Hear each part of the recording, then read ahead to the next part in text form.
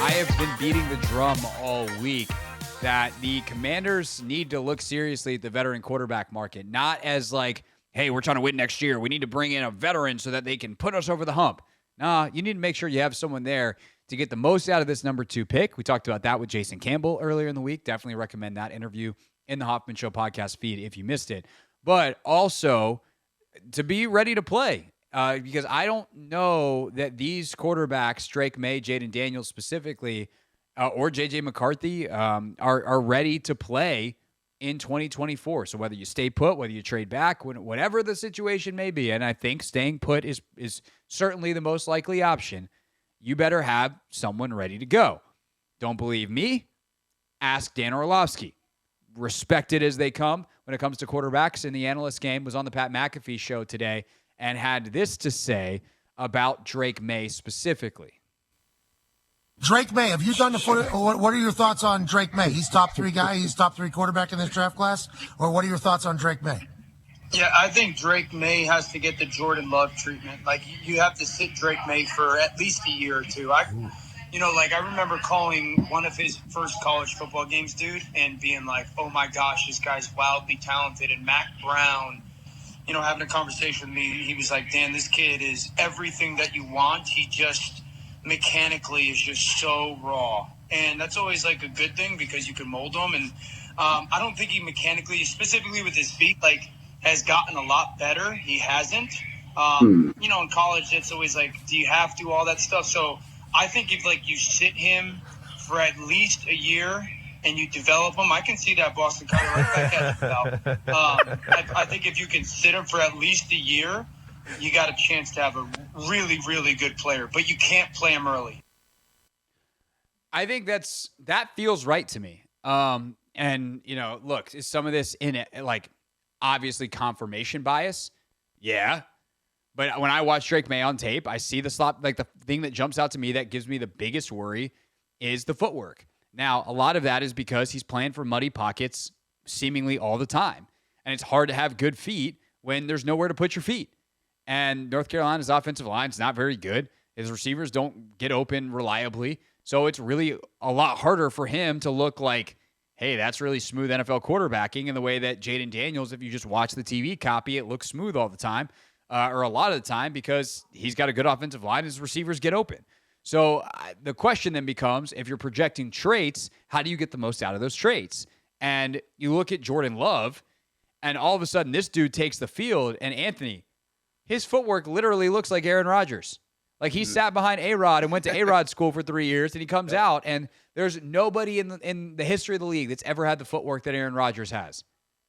And then Jordan Love comes out looking like a carbon copy. It's scary. And they always talk about, his arm talent.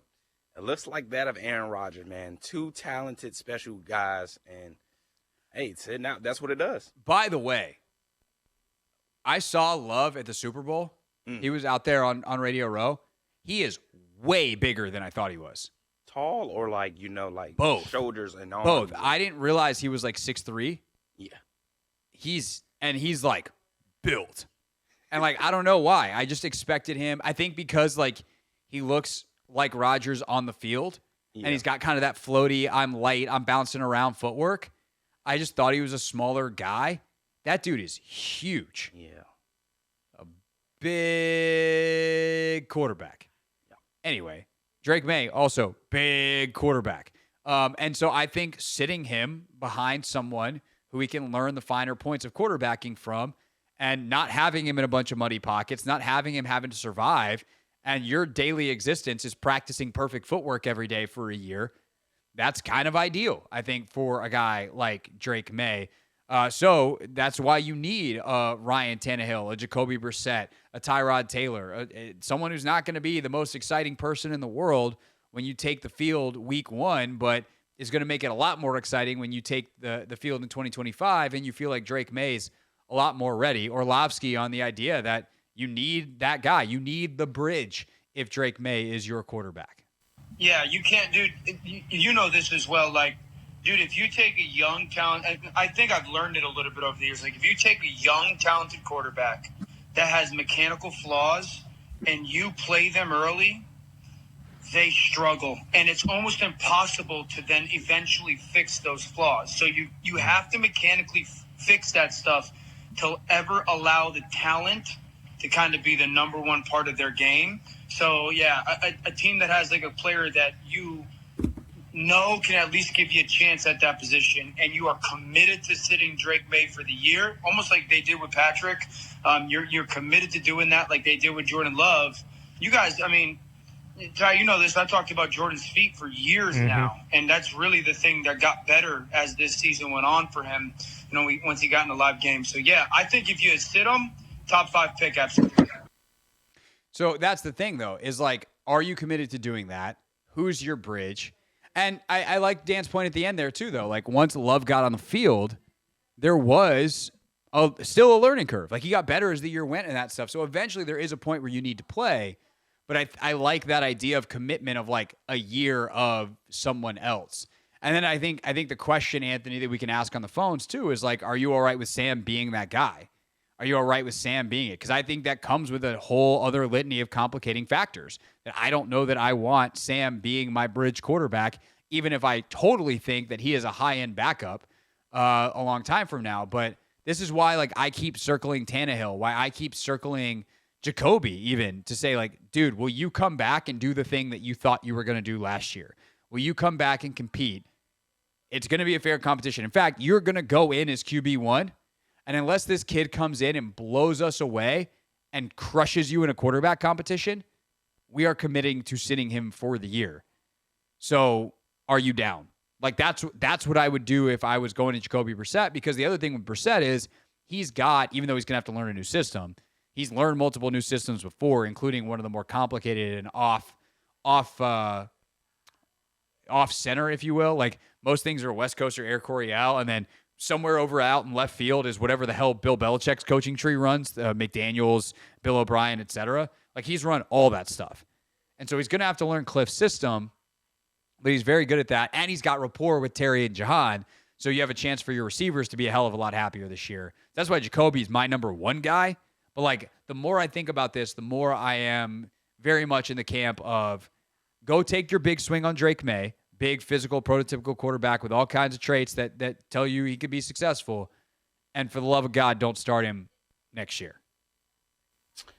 Yeah, I think I would be in agreement with hopefully, bringing a guy like Jacoby back. I would not want Sam being our quote-unquote bridge guy just because I feel as though he's still learning. And I think you throwing him out there like he's basically going to be learning on the job as well. And I don't necessarily know if that'll be too much helpful for, whoever we end up drafting. I think bringing in a veteran who's seen a little bit more can, have those conversations. Jason Campbell, he talked about the conversation you have as an older guy versus with a younger guy. So I just think bringing a guy like a Jacoby, I'm still trying to get around on, the Tannehills and the Tyrod. I think Tyrod Taylor will be interesting. I would like him. I think those could be two guys that I would, like to see here in Washington if we were to go that route. So but I'm all for. Yeah. I think I'm all for, especially if Jayden Daniels and Drake Maye, they have all these mechanical issues that they need to, sort out and work on.